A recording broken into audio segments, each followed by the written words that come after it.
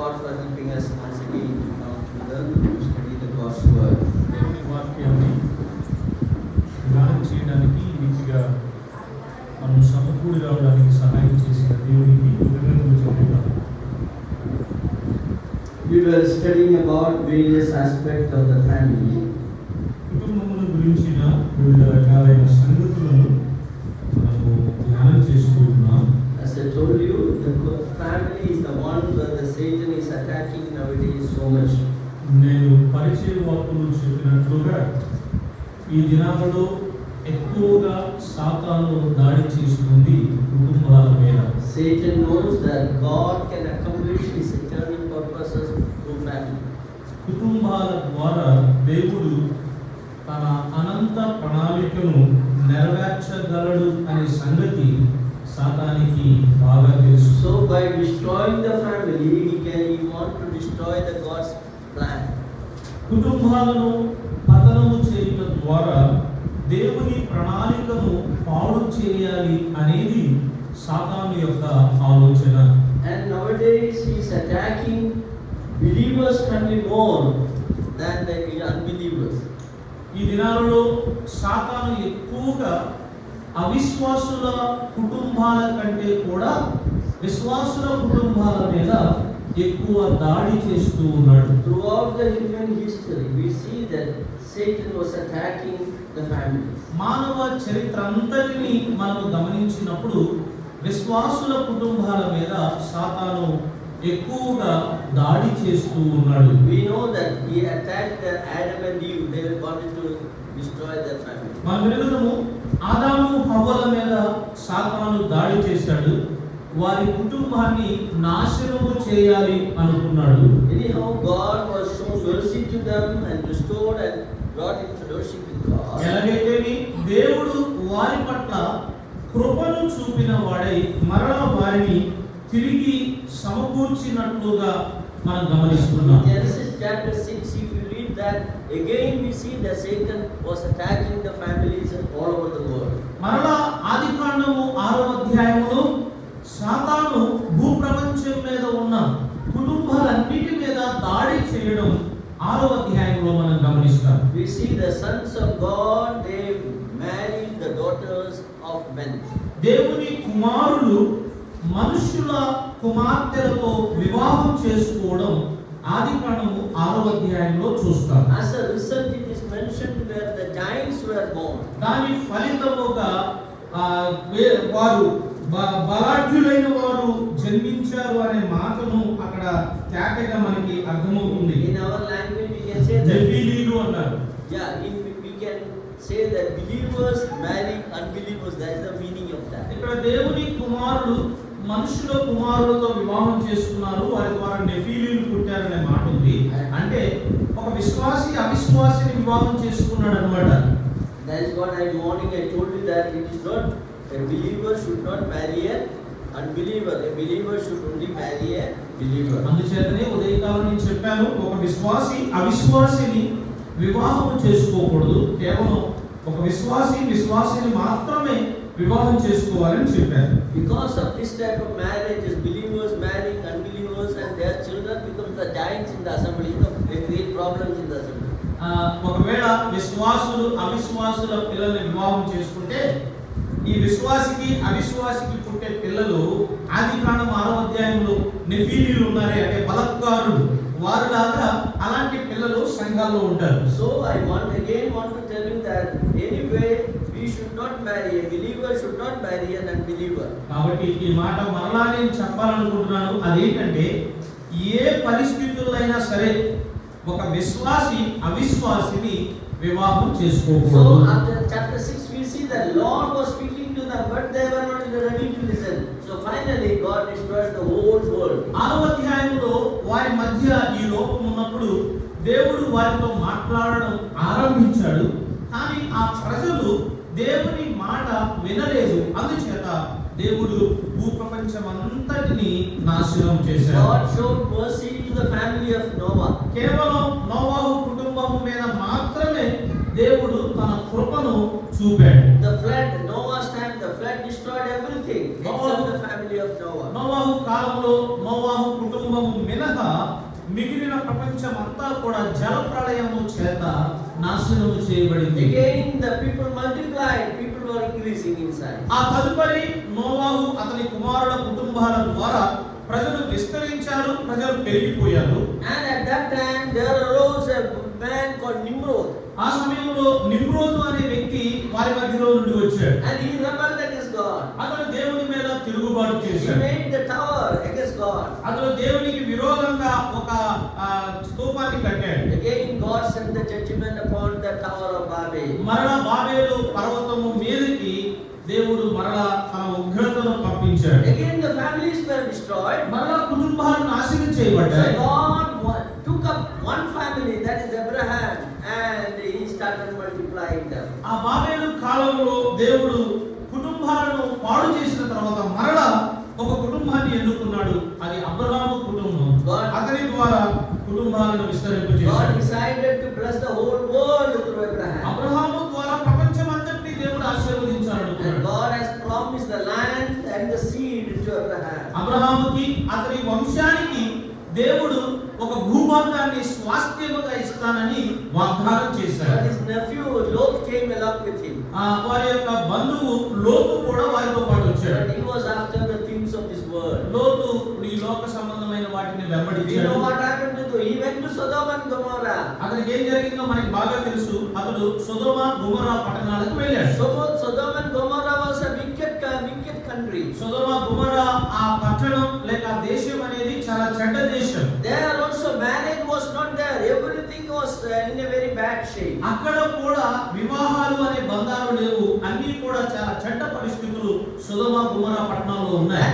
City was having the homosexual marriages, men marrying men, women marrying women. సొదొమ గొమొర్రా పట్టణాలలో పురుషుడు వివాహం చేసుకోవడం, స్త్రీని వివాహం చేసుకోవడం అంటే స్వలింగ వివాహం అనేది ఆ దినాల్లోనే సొదొమ గొమొర్రా పట్టణాల్లో ఉంది. So God, we see that God sent the judgment on Sodom and Gomorrah. సొదొమ గొమొర్రా పట్టణాల మీదకి దేవుడు తన తీర్పును పంపడం మనం గమనిస్తాం. One thing we can see in all these things, whenever there is an immorality and a problem in the family, God sends the judgment. ఇక్కడ మనం నేర్చుకోవలసిన లేక గమనించవలసిన సంగతి ఏంటంటే కుటుంబంలో సమస్య కానీ అపవిత్రత కానీ ఉంటే దేవుడు తన ఉగ్రతను తన తీర్పును పంపిస్తాడు. You know, in the world there is a sea called the Dead Sea. I hope you may have heard about it. ప్రపంచంలో మృత సముద్రం అనే ఒక సముద్రం ఉంది. మీరు వినే ఉంటారు. ఇప్పుడు యూట్యూబ్ వచ్చింది కదా. That is in తెలియని Israel. ఎవరున్నారు మృత సముద్రం? That is in Israel. అది ఇశ్రాయేల్ దేశంలో ఉంది. And why it is called Dead Sea? మృత సముద్రము అని ఎందుకు దాన్ని పిలుస్తున్నారు? Because there is no life in that sea. ఎందుకంటే ఆ సముద్రంలో జీవం అనేది లేదు. Nothing is there. No fish, nothing is there. ఆ సముద్రంలో ఏమీ ఉండవు, చేపలు ఉండవు, ఏమీ ఉండవు అసలు. And the water concentration is so high. ఆ నీటి యొక్క మట్టం చాలా ఎక్కువగా ఉంటుంది. And if you go and if you fall into that, you will not go down in the water. You will be floating in the water. మీరు వెళ్ళి పొరపాటునో లేకపోతే కావాలనో ఆ సముద్రంలో దూకారనుకోండి, పొరపాటు కూడా మీరు మునగరు, మీరు పైకి వెళ్తూనే ఉంటారు. And that Dead Sea is the lowest part of the surface of the earth. ఆ యొక్క మృత సముద్రం అనేది భూభాగానికి దిగువ భాగంలో ఉన్నటువంటి సముద్రంగా మనం And గమనిస్తాం. what happened to that Dead Sea? How it came? ఎందుకు ఆ మృత సముద్రంగా అది మారిపోయింది? దానికి ఏం జరిగింది? Bible scholars believe that the Dead Sea is the place where Sodom Gomorrah was there. Bible పండితులు ఏమి నమ్ముతారు అంటే ప్రస్తుతం మృత సముద్రము ఎక్కడైతే ఉందో ఆ మృత సముద్రం ఉన్నటువంటి స్థలం సొదొమ గొమొర్రా పట్టణాలు ఉన్నటువంటి స్థలము అని బైబిల్ పండితులు నమ్ముతారు. See that Dead Sea, when you see, you can understand that God sends His judgment upon the same-sex marriage. ఒకే లింగానికి సంబంధించిన వారిని వివాహం చేసుకున్న ఆ సొదొమ గొమొర్రా పట్టణాల మీదకి దేవుడు తన ఉగ్రతను పంపించాడు అని తేటగా మృత సముద్రాన్ని చూస్తున్నప్పుడు మనకు అర్థమవుతుంది. Throughout the human history, God sends His judgment those who violate the principles of God. ఎవరైతే దేవుని యొక్క నియమ నిబంధనలను ఉల్లంఘిస్తారో అంటే వ్యతిరేకిస్తారో పాటించారో వారి మీదకి దేవుడు తన ఉగ్రతను తీర్పును పంపిస్తాడు. You know, 50 years ago there was no sickness or a disease called HIV or AIDS. Nothing was there. సుమారు ఒక 50 సంవత్సరాల క్రితం ఎయిడ్స్ అనే వ్యాధి కానీ హెచ్ఐవి అనే వ్యాధి కానీ అసలు మనుషుల మధ్య లేవు. What is that now? How it came? HIV and AIDS, how it happened? ఈ ఎయిడ్స్ లాంటి వ్యాధులు, హెచ్ఐవి లాంటి వ్యాధులు ఎలా వచ్చాయి? And of course it is a sickness now, it is widespread all over the world. ఇది గొప్ప వ్యాధి ప్రపంచమంతా కూడా వ్యాపించింది. It is the God's judgment upon the same sex marriage. ఒకే లింగానికి సంబంధించిన వారు వివాహం చేసుకున్న కారణాన ఇలాంటి భయంకరమైన దేవుని తీర్పు వారి మీదకి వచ్చింది. That was originated with the same sex marriage. దేవుడు ఒకే లింగానికి చెందిన వారు వివాహం చేసుకోవడాన్ని ఆయన అసహించుకుంటాడు. In spite of all these things, people are again wicked and wicked. ఇవన్నీ జరుగుతూ ఉన్నా దేవుడు తీర్పు కుమ్మరిస్తున్నా ప్రజలు మరలా చెడునే వెంబడిస్తున్నారు, పాపంలోనే So జీవిస్తున్నారు. I want to tell you that I just given all these things to show you that God cannot tolerate if we violate God's principles. ఈ మాటలన్నీ నేను ఎందుకు చెప్పానంటే దేవుని యొక్క నియమాలను మనం పాటించకపోతే, అతిక్రమిస్తే దేవుడు దాన్ని సహించడు అనే మాట చెప్పడానికి ఇవన్నీ చెప్పాను. Hebrews chapter 13 verse 4 you read. Hebrew పత్రిక 13వ అధ్యాయం 4వ వచనం చదవండి. God clearly says that he will send judgment upon those who violate the divine principles. దైవికమైన నియమాన్ని ఎవరైతే ఉల్లంఘిస్తారో వారి మీదకి దేవుడు తన తీర్పును పంపిస్తాడు అనే మాట తేటగా వ్రాయబడింది. Yeah, read verse 4. వచనం 4 చదువుదాం. 13:4 వివాహము అన్ని విషయములలో ఘనమైనదిగాను పాన్పు నిష్కలమైనదిగాను ఉండవలెను. వేశ్య సంగులకును వ్యభిచారులకును దేవుడు తీర్పు తీర్చును.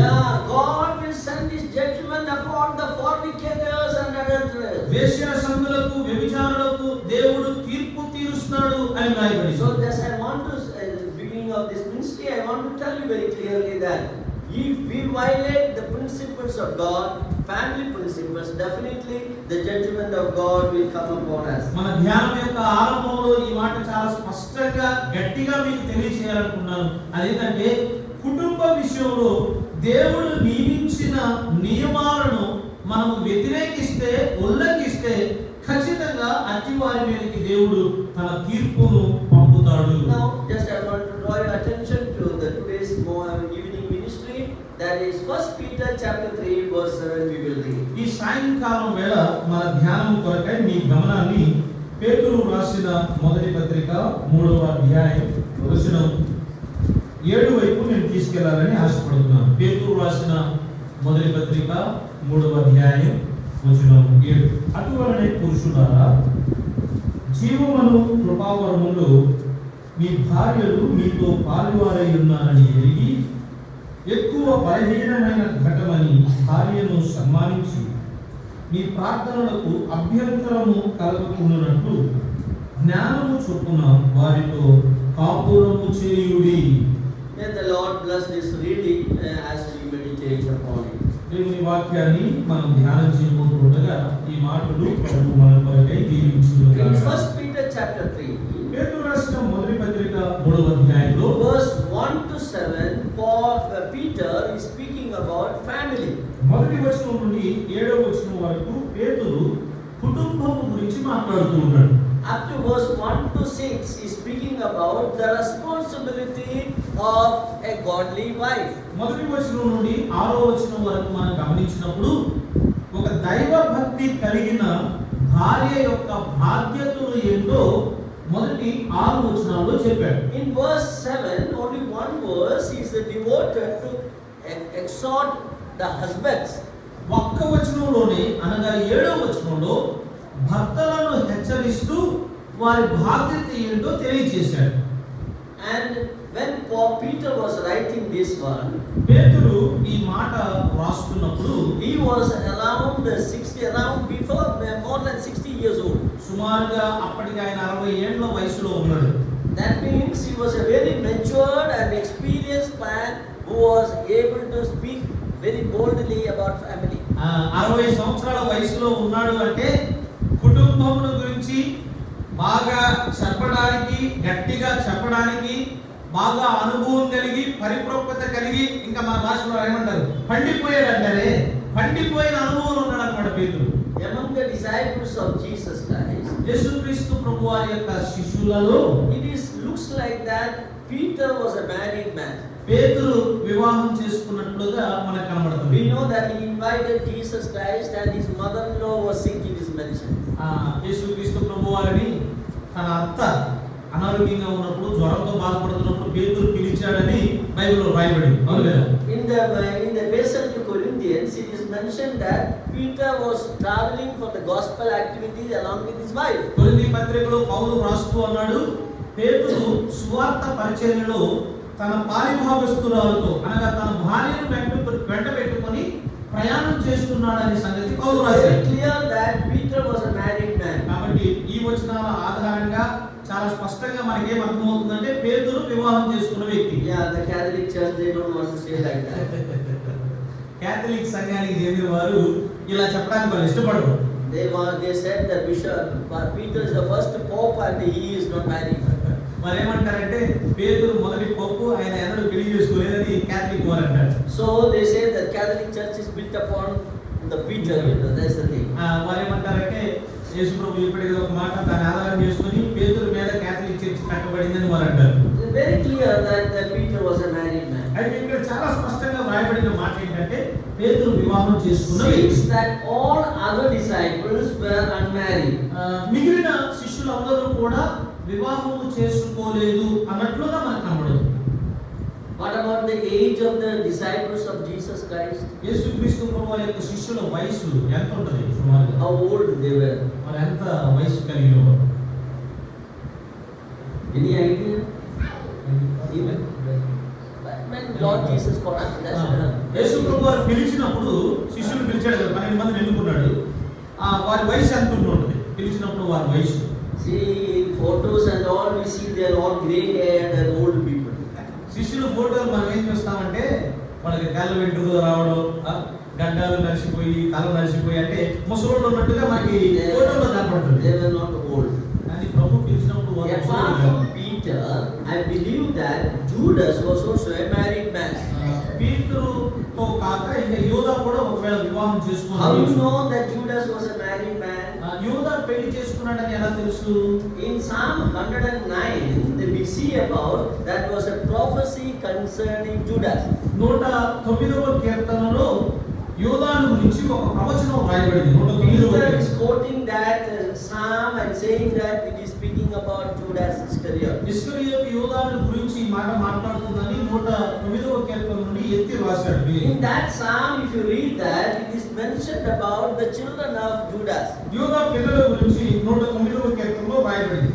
So the curse is coming upon the family of Judas we read that. కాబట్టి యూదా యొక్క కుటుంబం మీదకి శాపము రావడం అక్కడ మనం చూస్తాం. That is not my subject, but one to tell you that probably Judas also was a married man. కాబట్టి ఇది నా అంశం కాదులే కానీ నేనేం చెప్పాలనుకున్నానంటే యేసు ప్రభువు యొక్క శిష్యుల్లో పేతురు వివాహమైంది, బహుశా యూదా కూడా వివాహమైంది. And what about the age of this disciple? ఈ శిష్యుల వయసు ఎంత ఉంటది ప్రభు పిలిచినప్పుడు? The thing is mentioned in the scripture. లేఖనాలు వారి వయసు ఎంత అని రాయబడలేదు. But we get a clue from the gospels. అయితే సువార్తలు మనం చదివినప్పుడు సువార్తల నుండి ఒక అవగాహన మనకు వస్తుంది. One day the people those who are collecting the tax they came to Peter and said that you and your master is not giving the tax.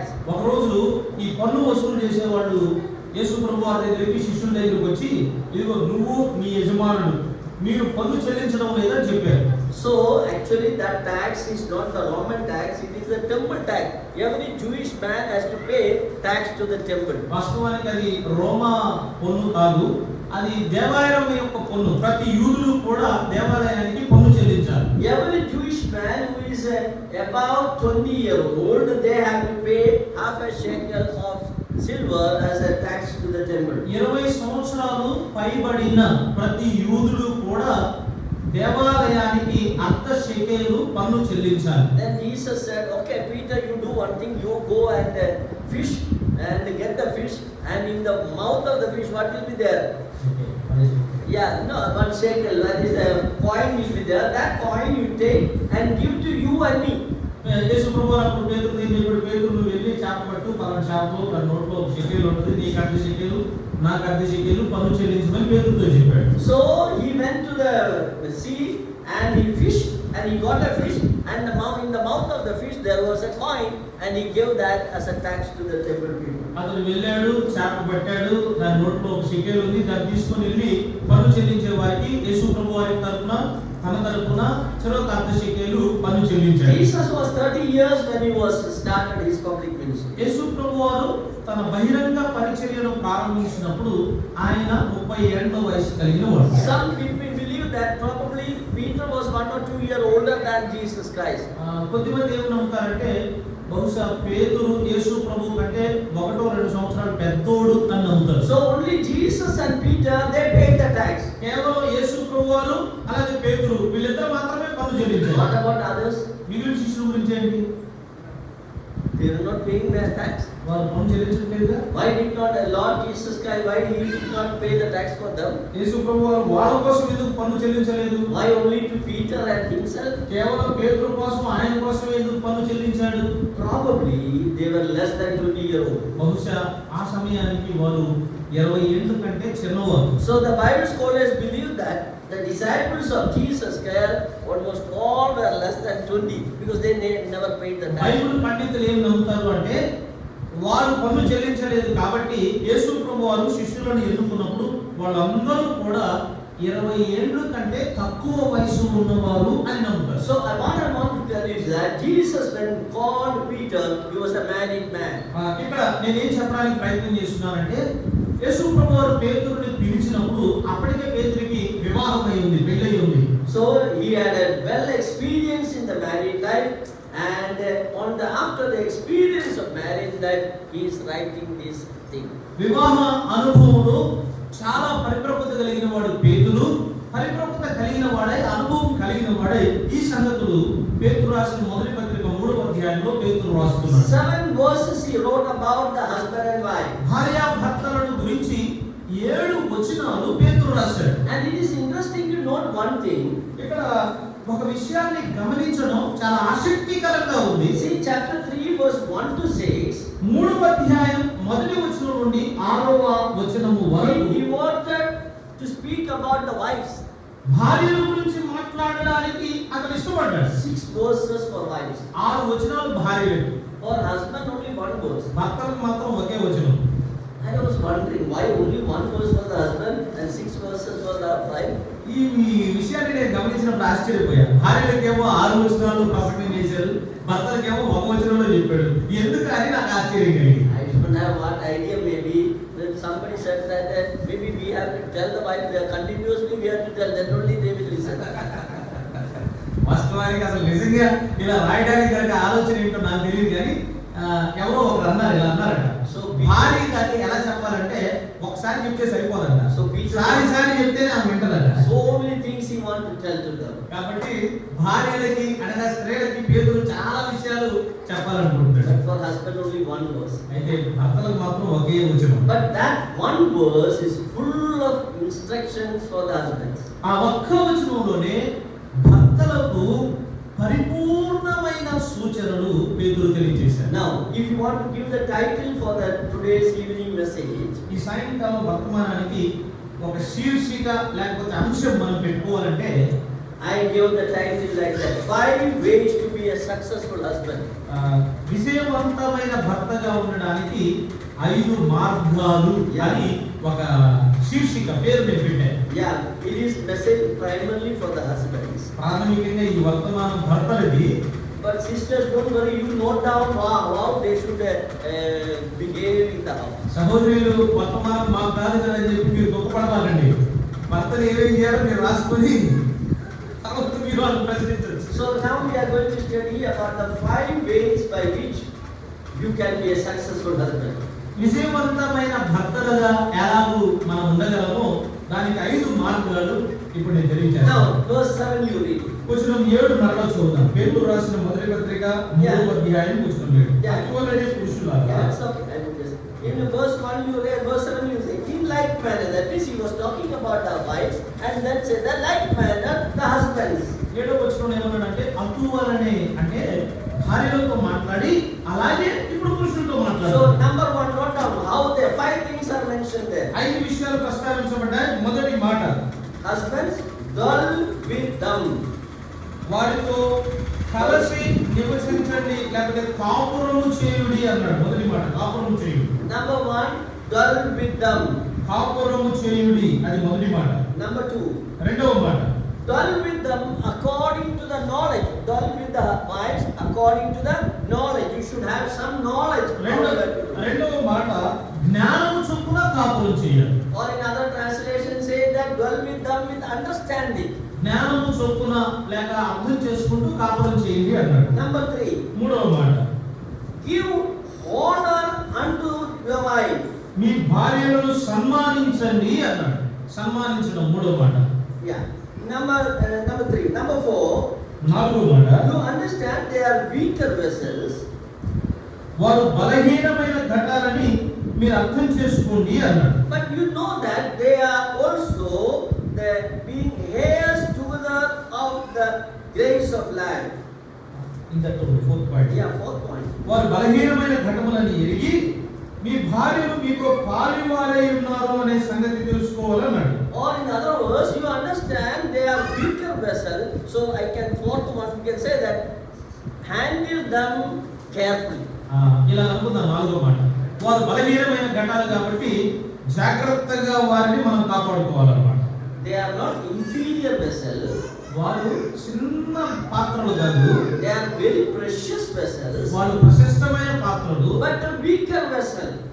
అయితే వారు బలహీనమైన పాత్రలు. If you have failed to handle them, it may break. ఒకవేళ వారిని జాగ్రత్త వహించడంలో భర్తలు విఫలమయ్యారనుకోండి, అప్పుడు వారు పగిలిపోతారు. Or I can say that deal with them gently. ఇలా నేను చెప్పనివ్వండి, వారితో జాగ్రత్తగా వ్యవహరించండి. Now I was writing a book on family. కుటుంబాల మీద అంకుల్ గారు పుస్తకం రాస్తున్నారు. Now I am editing that. The book has not come out. It is at the final stage. ఆ పుస్తకం ఇంకా అందుబాటులోకి రాలేదు. దాని ప్రస్తుతం వారు మార్పులు చేర్పులు చేస్తున్నారు. చివరి దశలో ఉంది. So I was thinking what should be the title of my book on family. ఈ కుటుంబాల మీద రాస్తున్న పుస్తకానికి ఏ పేరు పెట్టాలి అని నేను ఆలోచన చేస్తూ ఉన్నాను. Okay, I wrote it family. కుటుంబం అని రాశాను. But I found it's not just family. It has to be very clear. కుటుంబం అంటే సరిపోదు, ఆ పేరు ఏదైతే ఉందో ఇంకా స్పష్టంగా ఉండాలి అని నాకు అనిపించింది. So I gave the title like this. నేను పేరు పెట్టాను. Family. కుటుంబం అనేది fragile, handle with care. అది ఒక అద్దం లాంటిది, దాన్ని జాగ్రత్తగా పట్టుకోండి అని రాశారు. So it is possible that it can break, so you have to be handle carefully. అది కింద పడితే పగిలిపోవడానికి అవకాశం ఉంది కాబట్టి దాన్ని జాగ్రత్తగా పట్టుకోవాలన్నమాట. You know, some packages are there, there it is mentioned. It is fragile, handle with కొన్ని ప్యాకెట్ల మీద రాసి ఉంటుంది కదా, ఇది ప్రశస్తమైంది, విలువైంది, లేకపోతే గాజు లాంటిది, జాగ్రత్తగా పట్టుకోండి, లేకపోతే ఇది పగిలిపోద్ది అన్నట్టుగా రాస్తూ ఉంటారు. So same thing is Peter is saying. They are weaker vessel, so handle with. అదే సంగతిని నాలుగో మాటగా పేతురు ఏమంటున్నాడంటే వారు బలహీనమైన ఘటాలు కాబట్టి వారిని జాగ్రత్తగా పట్టుకోండి అంటున్నాడు. And that says that they are heirs together of the grace of life. వారు జీవమనే కృపావరములో మీతో పాలివారు అంటూ ఉన్నాడు. Or in other words, I will just my own words I will tell you that you should have a sense of togetherness. జీవమనే కృపావరంలో పాలివారు అనే మాట, ఈ ఐదో మాట నేను ఇలా చెప్పాలనుకున్నాను. మేమిద్దరము ఒక్కటే అనే భావన మీకు ఉండాలి. Yeah, heirs of together of the grace of life. That is the grace of life. They both are saved and God has blessed them with the children. So feel the togetherness. Husband and wife, they should feel the togetherness. జీవమనే కృపావరం, ఆ కృపను దేవుడు ఇద్దరికి ఇచ్చాడు. వారికి చక్కగా సంతానం కలిగింది కాబట్టి ఈ కృపలో మేమిద్దరం పాలివారము, ఇద్దరము ఒకటే అనే సంగతిని భర్త గుర్తుపెట్టుకోవాలి. So these are the 5 things are mentioned. We will go into detail. ఈ 5 సంగతులు నేను చెప్పాను, దాని వివరాల్లోకి మనం వెళ్దాం. Please note down the 5 things. ఆ 5 సంగతులు మరలా తెలియజేస్తూ Number 1, dwell with them. మొదటి మాట వారితో కాపురం చేయండి. Secondly, dwell with them in understanding. రెండవది జ్ఞానం చొప్పున వారితో కాపురం చేయండి. Number 3, give honor to your wife. మూడవది మీ భార్యలను సన్మానించండి. And number 4, deal with them gently, carefully. నాలుగవది వారు బలహీనమైన ఘటాలు రకాలు కాబట్టి వారిని జాగ్రత్తగా వారి విషయంలో వ్యవహరించండి, లేక జాగ్రత్తగా పట్టుకోండి. Fifth one, ఐదవది, develop a sense of togetherness. మేమిద్దరము ఒక్కటే అనే భావన మనలో అభివృద్ధి చేయాలి. Husband and wife, they should feel always they are together. That sense of togetherness they should develop. భార్యాభర్తలు ఎప్పుడూ కూడా ఈ అవగాహన వారిలో ఉండాలి. అదేంటంటే మేమిద్దరము వేరు కాదు, మేమిద్దరము ఒకటే అనే భావన ఎప్పుడు కలిగి ఉండాలి. Now let us start with the first one. ఇప్పుడు మొదటి మాటతో ఆరంభిద్దాం. First one, dwell with them. కాపురము చేయుడి. Of course, after marriage they are dwelling together. వివాహం అయిన తర్వాత ఎవరైనా కాపురం చేస్తారు కదా. Then what does it mean by the dwell with them? మరి కాపురము చేయండి అని పేతురు ప్రత్యేకంగా అన్నాడేంటి? దీని అర్థం ఏంటి? Actually, in the Greek language, వాస్తవానికి గ్రీకు భాషలో the word is used as oiko. ఓయికో అనే ఒక మాట ఉపయోగించబడింది. Oiko means, the meaning is that house together with them. Vaiko అంటే అర్థం ఏంటంటే వారితో కలిసి ఇల్లు అనే అర్థం. Make a house together. అంటే కలిసి ఒక ఇల్లు కట్టుకోండి. That means the husband should dwell with her or love her, and that they should feel that they are together, and they are together, they are building the house. అంటే భర్త ఆమెతో కలిసి నివసించాలి, ఆమెను ప్రేమించాలి. అప్పుడు అది ఎలాంటి అవగాహన భార్యకు కల్పిస్తుందంటే వారిద్దరూ కలిసి ఇంటిని నిర్మిస్తున్నట్లుగా భార్యకు అర్థమవుతుంది. Wife is the God-given companion, and you should dwell with her with the feeling that we are settled as husband and wife. భార్య దేవుడిచ్చిన సహకారి కాబట్టి దేవుడిచ్చిన సహకారి అనే భావన కలిగి భర్తలు భార్యలతో కలిసి నివసించాలి. Or in other words, you should be attached to her, dwell with her, and you should feel that intimacy between you and your wife. లేక వేరే మాటలలో ఆమెతో నీవు జత చేయబడి ఉండాలి. వ్యక్తిగతంగా మేమిద్దరము ఒకటే అనే భావన మనసులో కలిగి నివసించాలి. That is what it means, that you should have a settled mind. You settle your mind upon your wife. అంటే దీని అర్థం ఇంకా బాగా అర్థం చేసుకోవాలంటే నీ మనసుని భార్య మీద స్థిరపరచాలి. Some people after marriage, maybe for 2 or 3 or 5 years after also, they always think about, how come I married this lady? I should have married someone else. వివాహం అయిన తర్వాత 5 ఏళ్లకో 3 ఏళ్లకో 4 ఏళ్లకో భర్తలు ఏమనుకుంటారంటే అసలు ఏ వెంటనే పెళ్లి చేసుకున్నాను, నేను అసలు ఇంకొకరిని పెళ్లి చేసుకుంటే బాగుండు అని అనిపిస్తుంది. The husband may be thinking, how many proposals have come? Oh, that one was good, this one was good. Finally, I married her only. What to do? భర్త ఇలా అనుకుంటాడు, నాకు ఎన్ని పెళ్లి సంబంధాలు వచ్చాయి, అది బాగుంది, ఇది బాగుంది, వాళ్ళని చేసుకుంటే బాగుంది, చివరిగా చూడు నా పరిస్థితి ఏమైంది, ఏమని చేసుకున్నా. His mind is not settled upon her. అంటే అతని మనసు అనేది ఇంకా వివాహం చేసుకున్న భార్య మీద స్థిరపడాల. That is what this means. You should settle your mind upon the wife whom you marry. అంటే వారితో కాపురము చేయండి అనే మాటకు స్పష్టమైన అర్థం ఏంటంటే ఏ వ్యక్తినైతే నీవు వివాహం చేసుకున్నావో ఆ వ్యక్తి మీద నీ మనసును స్థిరపరచాలి. You should love her. ఆమెను ప్రేమించాలి. You know, one example I will give in the Old Testament. పాత నిబంధనలో నుంచి ఒక ఉదాహరణ నేను మీకు The చూపిస్తాను. Leah married Jacob. You know that. Leah. లేయా యాకోబును వివాహం చేస్తుంది. So we know that Jacob was not that comfortable with her, and because she was not good looking. That's the thing. లేయా జబ్బు కళ్ళు కలిగింది కదా, అంత బాగా లేదు, మంచిగా కనబడలేదు కాబట్టి యాకోబు పెళ్లి చేసుకున్నా ఆమె మీద అంత మంచి మనసు లేదు. Laban, his uncle, has cheated him. Laban మామ మోసం చేశాడు యాకోబుని. Yeah, now after the marriage, we understood that her eyes are not good, and my father-in-law has cheated. పెళ్ళైన తర్వాతే ఈమె రాహేలు కాదు లేయా అని అర్థమైంది.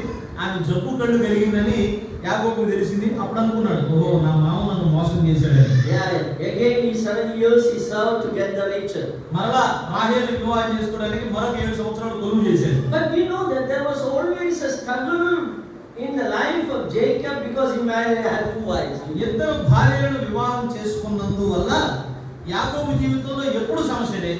It is not according to the will of God that he should have 2 wives. He did it, that's all.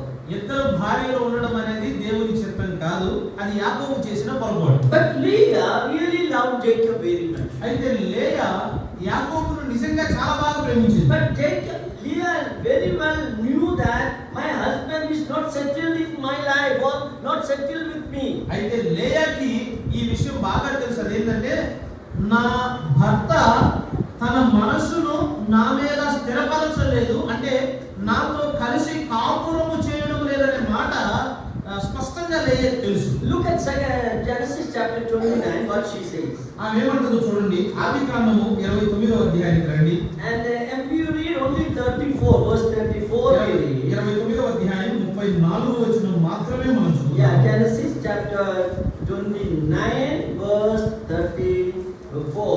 ఆదికాండము 29వ అధ్యాయం వచనం 34. ఆమె మరలా గర్భవతి అయి కుమారుని కని తొదకు ఈసారి నా పెనిమిటి నాతో హత్తుకొని ఉండును. Yeah, look at that, the same word what Peter is using here is using here. ఆ పేతురు ఏ అర్థంతో కూడిన మాట కాపురము చేయండి అన్నాడు, అదే అర్థంతో కూడిన మాట ఇక్కడ ఉపయోగించబడింది. This time will my husband became attached unto me or dwell with me. That's the same, some other translations say will dwell with me. ఈసారి నా పెనిమిటి నాతో హత్తుకొని, అంటే కొన్ని అనువాదాల్లో నాతో కాపురము చేస్తాడు అని రాయబడింది. Now she got 3 children. ఇప్పుడు 3 పిల్లలు పుట్టారు లేకి. Still she feels that he is not settled with him. 3 పిల్లలు పుట్టినా ఇంకా భర్త నా మీద మనసు పెట్టలేదు అనే భావన లేయా ఉండిపోయింది. Leah had 3 children, sons, yet we see that she says that my husband is not attached to me. లేయా 3 పిల్లల్ని కన్నది, అప్పటికి ఆమె ఏమంటుందంటే నా భర్త నాతో జత కలిసి లేడు, నా మీద మనసు లేదు అని అంటుంది. Peter is telling the same thing, dwell with your wife. పేతురు అదే సంగతిని చెప్తున్నాడు, మీ భార్యలతో కాపురము చేయుడి. Or practice intimacy with your wife. లేక మీ భార్యలతో సమీపంగా ఉండడం అభ్యాసము చేయండి. You settle your mind, he is the wife whom God has given, I should love her. దేవుడు నాకు అనుగ్రహించిన భార్య ఈమె అని ఆమెను ప్రేమిస్తూ ఆమె మీద మన మనసును స్థిరపరచుకోవాలి. Don't think that I would have got a better wife. ఎన్నడూ వివాహం అయిన తర్వాత ఇలా ఆలోచన చేయబాకండి, ఏమంటే మంచి భార్య నాకు దొరికేది అనుకోబాకండి.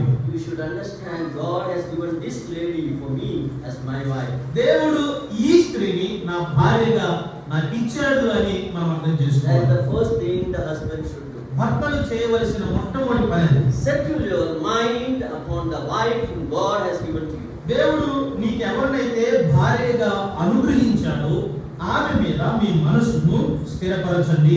The second thing we notice here, రెండవ విషయాన్ని మనం ఏం గమనిస్తున్నామంటే husbands, they should dwell with them according to the knowledge. జ్ఞానము చొప్పున భర్తలు కాపురము చేయాలి. Or in other words, వేరే మాటలలో when you begin your family life, you should understand the nature of your wife. అంటే ఇలా అనుకున్నాం, మన కుటుంబ జీవితాన్ని మనం ఆరంభించినప్పుడు భార్య యొక్క స్వభావం ఏంటో భర్త అర్థం చేసుకోవాలి. Husband and wife, they are equal. God has made them equally. భార్య భర్తలు ఇద్దరు సమానమే. దేవుడు వారిద్దరిని సమానంగా కుటుంబ వ్యవస్థలో ఉంచాడు. But they are not identical.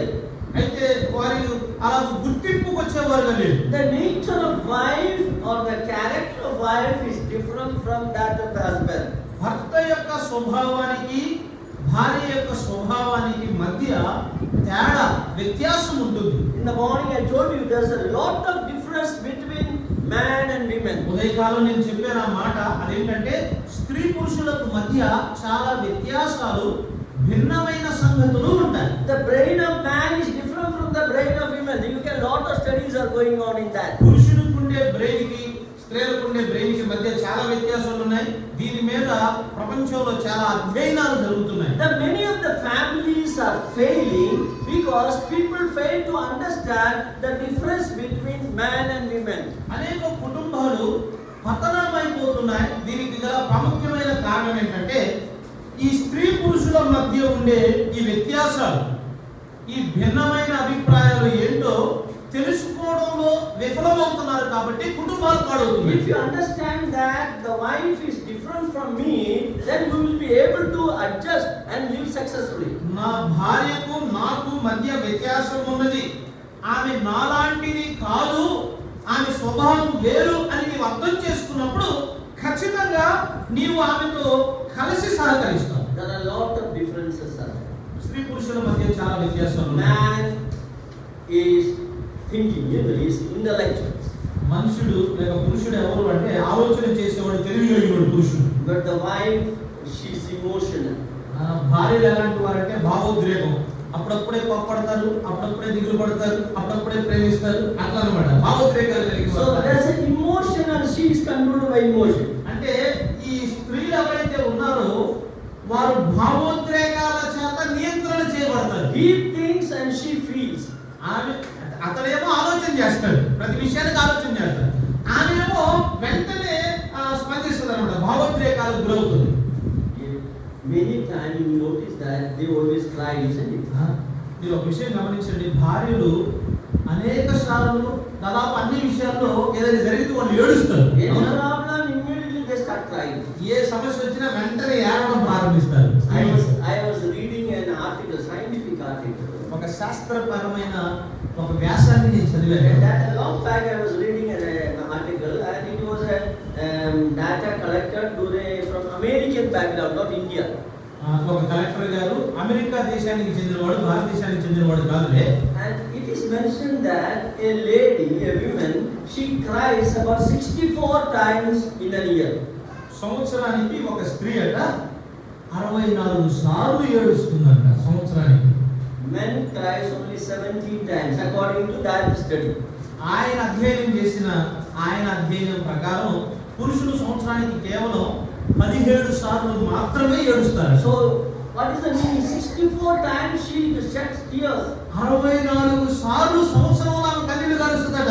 After the marriage, the boy is looking at her and she is crying. He was wondering why she is crying. పెళ్ళైన తర్వాత అబ్బాయి ఏమో ఆనందంగా ఉంటాడు, అమ్మాయి ఏమో ఏడుస్తూ ఉంటది. మీకు అనిపిస్తుంది ఇవి ఎందుకు ఏడుస్తుంది అనిపిస్తుంది. And he was wondering, I never did anything, I did not say anything, but still she is crying. పెళ్ళైంది, కనీసం ఒక మాట కూడా పలకలా పాపం భర్త.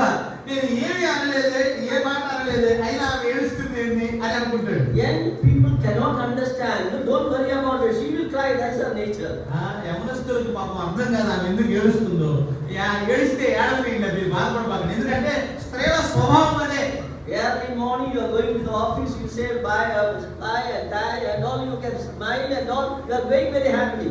ఉదయకాలం నువ్వు లేచి సిద్ధపడి చక్కగా నువ్వు చేసే ఉద్యోగానికో పనికో హాయో బాయో ఏదో చెప్పి మొత్తానికి వెళ్తూ ఉంటావు. And after coming in the evening you see that her face is very gloomy, she is not talking and very upset about everything. సాయంకాలం మీరు పని నుండి ఉద్యోగం నుండి ఇంటికి వచ్చినప్పుడు ఆమె పాపం ఆమె మొహం అంతా మాడిపోయి చాలా దిగులుగా నిరాశతో కదా ఉన్నట్లుగా మీరు గమనిస్తారు. Husband may be wondering what is happening. భర్త ఆశ్చర్యపోతారు, ఏం జరుగుతుంది ఇక్కడ. Don't worry about it, that is our nature. మీరు ఏం బాధపడబాకండి, వారి స్వభావం అదే. Because she is many ways physiologically or bodily, her nature, there are a lot of things are happening in her body. ఆమె యొక్క శారీరకంగాను మానసికంగాను స్త్రీ యొక్క స్వభావం అదే అన్నమాట. వారు అలాగే ఉంటారు. There's no very much need of worry about it. వారు అలా ఉన్నప్పుడు వారి గురించి ఎక్కువ దిగులు పడాల్సిన అవసరత, దుఃఖపడాల్సిన అవసరత పురుషులకు లేదు. So I said about 64 times there she cries, every week she cries. 64 సార్లు ఏడుస్తుందంటే దాని అర్థమైంది ప్రతి వారం ఏడ్చింది అన్నమాట. అదే కదా. If Americans are like that, Indians I don't know how many times they can.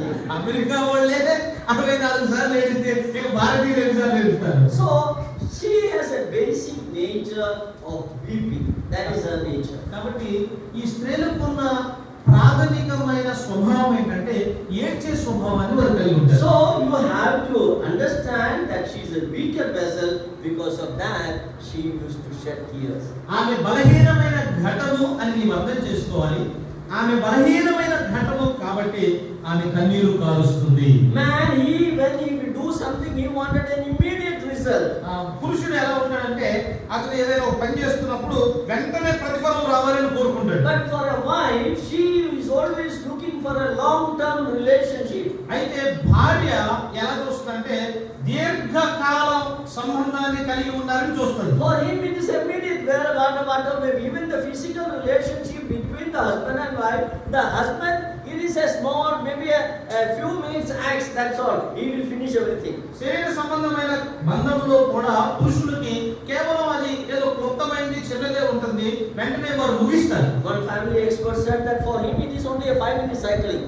అతనికి ఎలా ఉందంటే, ఒక కుటుంబంలో అనుభవం కలిగిన వాడు ఏమన్నాడంటే, కుటుంబ జీవితం అనేది ఒక 5 నిమిషాల వ్యాయామం లాంటిది. But for a wife it is not like that. అయితే ఒక భార్య అలా కాదు. If she wants to have an intimacy, physical intimacy with the husband, the whole day she should develop that, and that intimacy will develop only at the end of that. భర్తతో తాను సమీపాన్ని దగ్గరను రోజంతా కూడా కలిగి ఉండాలని కోరుకుంటున్నాడు. All of a sudden don't expect that your wife will respond positively to you. అకస్మాత్తుగా మీ భార్య మీతో బాగా స్పందిస్తుందని మీరు ఎన్నడూ కోరుకోవద్దు, అనుకోవద్దు. So it is a slow process of acting and responding to your request. కాబట్టి మీరు ఏదైతే కోరుకుంటారో దానికి వారు నిదానంగా స్పందిస్తారన్నమాట, వెంటనే స్పందించరు. So the husband should understand her nature. ఆ భర్తలు భార్య యొక్క స్వభావాన్ని అర్థం చేసుకోవాలి. So these are the problems that is creating in the family. కుటుంబాల్లో ఇలాంటి సమస్యలు వస్తూ ఉంటాయి. And in the morning I told you that when any problem comes, an issue comes, he keeps quiet.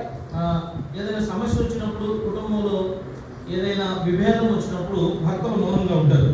Whereas the wife is go on talking about it. ఆ భార్యలు మౌనంగా ఉంటారు. సమస్య వచ్చినప్పుడు సమస్య గురించి మాట్లాడుతూనే ఉంటారు. And she will come and tell, why you are not talking? Why you are not talking? You are keeping quiet. ఆమె చేయమంటదంటే, నువ్వు ఎందుకు మౌనంగా ఉంటున్నావు, నువ్వు మాట్లాడలేదు అంటది. She won't understand why the husband is silent. భర్త ఎందుకు మౌనంగా ఉన్నాడో ఆమెకు అర్థం కాదు. I told you in the morning the wife talks how much time? నేను ఉదయం చెప్పాను. How many words? భార్య ఎన్ని మాటలు మాట్లాడుతుంది? 30,000 మాటలు మాట్లాడుతుంది. The husband talks, భర్త 20,000. See the difference. ఈ వ్యత్యాసం చూడండి. If this is, I don't know this correct, the data is correct or not. ఆ యొక్క సమాచారం సరైనదో కాదో నాకు Somebody తెలియదు. was telling me like this. That's why ఎవరు నాతో ఇలా చెప్పారు కాబట్టి నేను మీతో But చెప్తాను. I did myself study from the Bible. అయితే బైబిల్లో నుండి నేను కూడా అధ్యయనం చేశాను. In the Song of Solomon, you read the Song of Solomon. పరమగీతముల గ్రంథాన్ని మీరు చదవండి. There was a conversation between the bride and the bridegroom. అక్కడ పెండ్లి కుమారునికి పెండ్లి కుమార్తెకి మధ్య సంభాషణ జరిగింది. And I found that in the Song of Solomon, 68% of the conversation is the wife is speaking. ఆ పరమగీత గ్రంథంలో భార్య భర్తలు ఒకరి గురించి ఒకరు మాట్లాడుకుంటూ ఉన్నారు. అందులో 68% భార్య ఎక్కువ మాట్లాడింది. Around 35% is the wife is, husband is speaking. 35% మాత్రమే భర్త మాట్లాడుతూ ఉన్నాడు. So I think it's a 65 and 35. Husband is 35 and the wife is 65. ఇలా కలుపుకుందాం. భర్తలేమో 35% మాట్లాడుతున్నారు, భార్యలేమో 65% మాట్లాడుతున్నారు. Around 108 verses are there in their conversation. వారి యొక్క సంభాషణలో 108 వచనాలు ఉన్నాయి సుమారుగా పరమగీత. You can also make a study and see what is the standard conversation between husband and wife. పరమగీతముల గ్రంథాన్ని మీరు కూడా చదివి గుర్తించండి. భార్యాభర్తల మధ్య సంభాషణలో ఎవరిది సుదీర్ఘమైన సంభాషణ ఉందో మీకు అర్థమవుతుంది. No doubt the wives they talk more. సందేహమే లేదు, భార్యలు ఎక్కువగా మాట్లాడతారు. And I want to tell you sisters that is very good. Go on talking. Your stress will be released. నేను ఇలా చెప్పాలనుకున్నాను సహోదరులతో, ఒకవేళ మీరు మాట్లాడుతున్నారు అనుకోండి, అలాగే మాట్లాడుతూ ఉండండి, అప్పుడు మీ భారం దిగిపోద్ది. Sometimes the husband may not like it, but it is good for your heart. కొన్నిసార్లు మీ భర్తలు ఇష్టపడకపోవచ్చు, కానీ మీ గుండెకు మాత్రం అది మంచిది. మీరు ఎక్కువ మాట్లాడితే గుండె జబ్బులు రాకుండా ఉంటాయి. For husband, everything he wants a success. ఆ భర్తకి ప్రతి విషయంలో విజయం కావాలి. But for a wife, she wants a long-term security. అయితే భార్యకేమో దీర్ఘకాలం ఆలోచన చేస్తుంది, ఆమె భద్రత కావాలన్నమాట. For husband, work is everything. He is more concentrated about his office or farming or whatever may be. Work is important for him. భర్తకి పని ప్రాముఖ్యమైనది. అది ఉద్యోగమైనా లేకపోతే వ్యవసాయమైనా వ్యాపారమైనా పని అనేది భర్తకు ప్రాముఖ్యమైనది. For a wife, the home is everything. అయితే భార్యకి ఇల్లే సమస్తం అన్నమాట. You just to check up with the wives, they are in the office about if she is working. You see that most of the phone calls she makes at home only. Phone calls in the office, she always calls at home for the children or parents, whatever may be.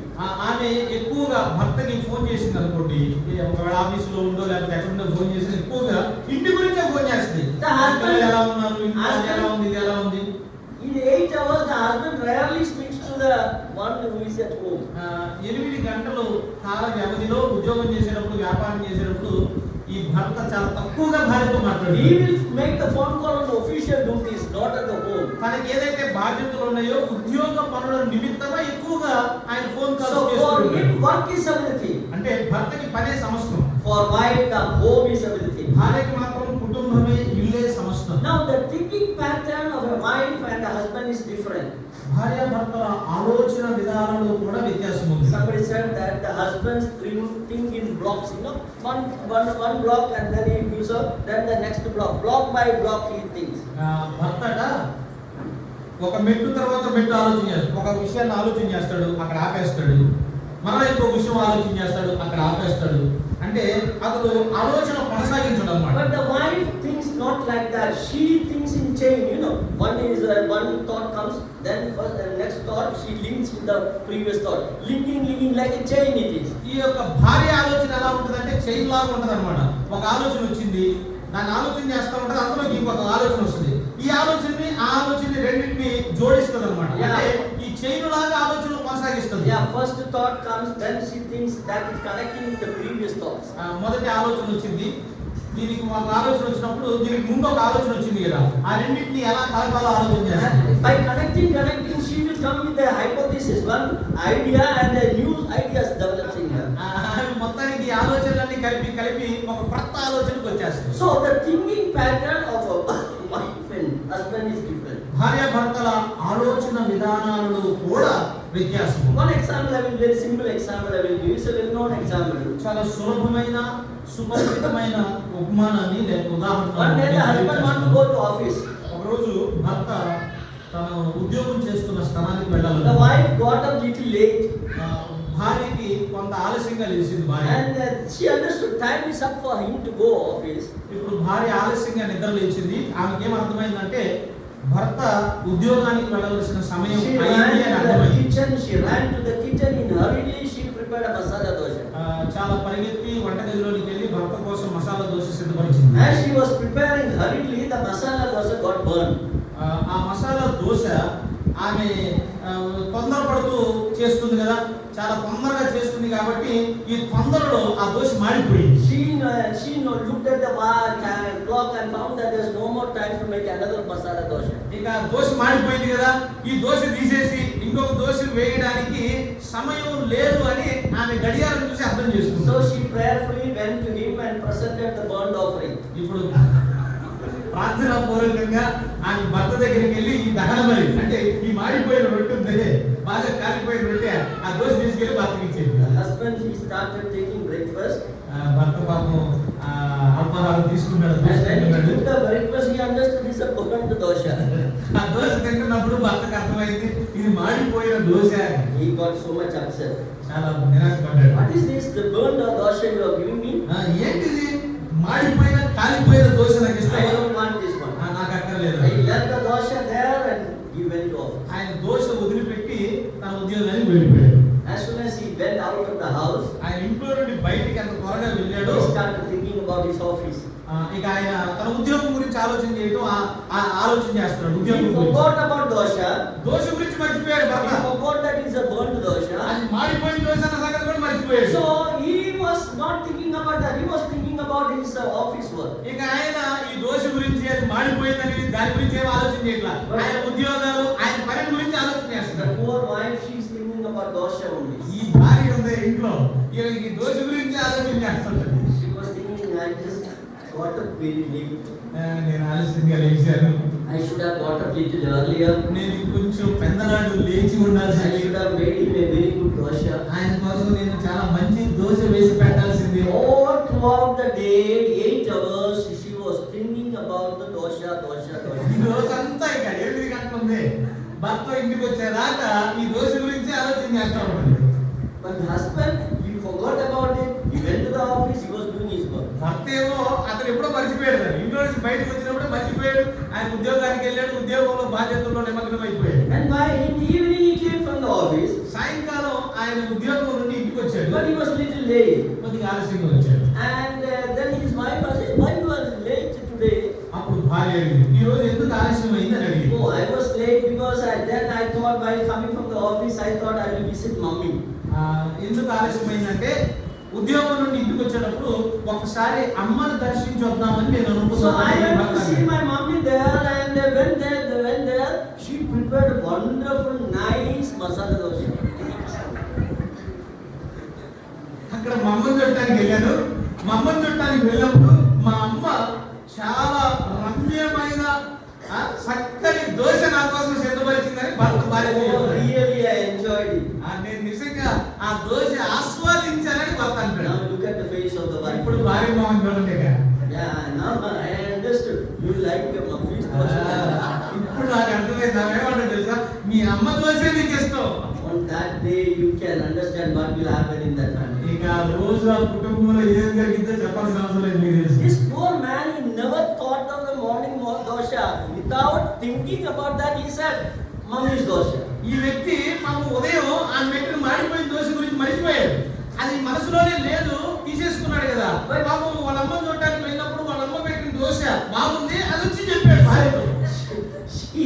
She is connecting her dosha and mommy's dosha. ఇప్పుడు ఆమె ఏం చేస్తుందంటే పొద్దున ఆమె వేసిన దోశకి వాళ్ళ అమ్మ వేసిన దోశకి రెండింటి మధ్య సంబంధం You కల్పిస్తుంది. understand the difference? ఈ వ్యత్యాసం మీకు అర్థమవుతుందా? This is how man and women difference is there. ఇలాగ స్త్రీ పురుషుల మధ్య చాలా వ్యత్యాసం ఉంటుంది. No, she always remembers what is happening for years together. భార్య లేక స్త్రీ అనే ఆవిడ ఎలాంటిదంటే కొన్ని సంవత్సరాల క్రితం జరిగినవి కూడా అన్ని ఉండిపోతాయి అన్నమాట. If you speak something, immediately she will collect with the something which happened so many years ago. మీరు ఇప్పుడు పొరపాటున మీకేం గుర్తులేవులే, ఏదైనా అన్నారనుకోండి, ఈ మాటకి ఏది కొన్ని సంవత్సరాల క్రితం ఏదో యుద్ధాలు జరిగినట్టు అక్కడి నుంచి తీస్తారన్నమాట. That is why I said that thinking pattern of women and men are entirely different. అందుచేత నేనేమన్నానంటే స్త్రీలు పురుషులు వారి ఆలోచన విధానాలలో చాలా వ్యత్యాసం, పూర్తిగా భిన్నంగా ఉంది ఆలోచన. She loves to speak about history, what happened earlier, all these things. ఆమె చరిత్ర మాట్లాడడానికి ఇష్టపడుతుంది. కొన్ని సంవత్సరాల క్రితం, 10 ఏళ్ల క్రితం, 15 ఏళ్ల క్రితం, 20 ఏళ్ల క్రితం ఏం జరిగిందో అవన్నీ మాట్లాడడానికి స్త్రీ ఇష్టపడతారు. So when you are living with your wife, one thing Peter says that you should live with her in understanding. కాబట్టి ఇవన్నీ గమనించి పురుషుల గురించి పేతురు ఏమంటున్నాడంటే మీ భార్యలతో మీరు కాపురం చేసేటప్పుడు రెండో మాట అదే, జ్ఞానము చొప్పున వారితో కాపురము చేయుడి అన్నాడు.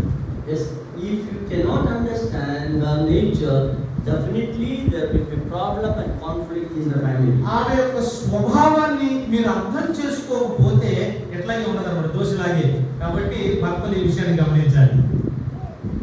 You should understand her nature. ఆమె స్వభావం, స్త్రీల స్వభావం ఏంటో పురుషులు బాగా అర్థం చేసుకోవాలి. Somebody has given a beautiful illustration. ఒక వ్యక్తి చాలా రమ్యమైన ఒక ఉపమానం చెప్పాడు. Suppose you give a guest an ice cream.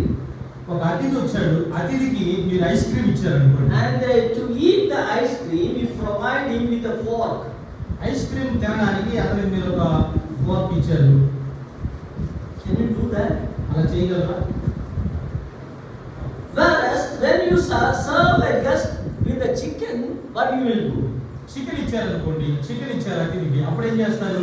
What you will give? You will give a knife and then ఒక కత్తి ఇస్తారు, ఒక ఫోర్క్ ఇస్తారు. But for when you serve ice cream, you will never give a knife and a fork for ice cream. Ice cream ఇచ్చినప్పుడు దానికి కత్తి కానీ fork కానీ ఇవ్వరు. ఎందుకు ఇస్తారు? ఎందుకు ఇవ్వరు? Why you are not doing that? You know the nature of ice cream. ఎందుకంటే ఐస్ క్రీమ్ స్వభావం ఏంటో మీకు తెలుసు. దేంతో తినాలో దేంతో తినకూడదో మీకు తెలుసు. Eat ice cream, you should provide spoon. Ice cream తినాలంటే చెంచా ఇయ్యాలి. No, normally a sensible person will never give fork and a knife to. జ్ఞానం కలిగిన వ్యక్తి ఎవరైనా సరే కత్తులు కూడా ఐస్ క్రీమ్ తింటారు, కత్తులతో తింటారు ice cream. This is what a beautiful illustration. That means you should understand the nature of your wife and accordingly you have to handle her. భార్య యొక్క స్వభావాన్ని భర్తలు అర్థం చేసుకుని ఆ చొప్పున వారితో కాపురము చేయాలి. There is a book which is well known book. It is an internationally known book. It is not a biblical book or something, but a book which is well researched book. Around 25,000 data has collected and done a research on that this subject. ఒక రమ్యమైన పుస్తకం ఉంది. అది వాక్యానుసారమైన పుస్తకం కాదు, బైబిల్కి సంబంధించింది కాదు. ప్రపంచవ్యాప్తంలో ఒక మంచి పుస్తకం, 25,000 పైగా అభినందనలు, ప్రశంసలు పొందిన పుస్తకం. That book is very available, commonly available in the street, on the streets, or even in the Amazon and all. It's available. Amazon లో గానీ లేకపోతే పుస్తకశాలలో గానీ ఆ పుస్తకం అందుబాటులో ఉంటుంది. It's a very beautiful book. I read it. It's a very interesting book. చాలా రమ్యమైనటువంటి పుస్తకం. ఆ పుస్తకం The title of the book is Man from Mars and Women from Venus. మనుషుడు mass in the sense Planet. Okay. Man is from Mars and women is from Venus. Okay. మనుషుడేమో అంతరిక్షం నుంచి వచ్చాడేమో అంట, స్త్రీ ఏమో బలహీనంగా వచ్చిందని అంటాడు. ఆ పుస్తకం లేదా రాసి. Venus is a planet. It is also a planet. Both are planets. See, man is different, women is different. That's what the meaning is. దీని అర్థం ఎలా ఉంది? పురుషుడు వేరు, స్త్రీ వేరు, రెండు అంతరిక్షాలే. ఒక అంతరిక్షం పేరేమో మార్స్, మరొక అంతరిక్షం పేరేమో Venus. It is written by John Grace, beautiful book that speaks about the difference between husband and wife. భార్యాభర్తల మధ్య ఉన్న వ్యత్యాసం గురించి అతను ఈ సంగతిని Of ప్రస్తావించాడు. course, it is not a biblical book; it's a secular book. But I feel it is a well done book and done a very extensive study on this character. అది వాక్యానుసారమైన పుస్తకం లేదు, సమాజంలో రాయబడినటువంటి ఒక పుస్తకం, చాలా మంచి పుస్తకం అది. Okay, so we have completed 2 points. Then one, husband should settle your mind upon your wife. రెండు సంగతులు మనం చూసాం. ఒకటి, భర్తలు మీ భార్యలతో కాపురం చేయాలి, అనగా మీ మనసును స్థిరపరచుకోవాలి. Secondly, you should dwell with your wife in understanding. రెండవ సంగతి, మీ భార్యలతో మీరు జ్ఞానము చొప్పున కాపురం చేయాలి. I think I can continue, right?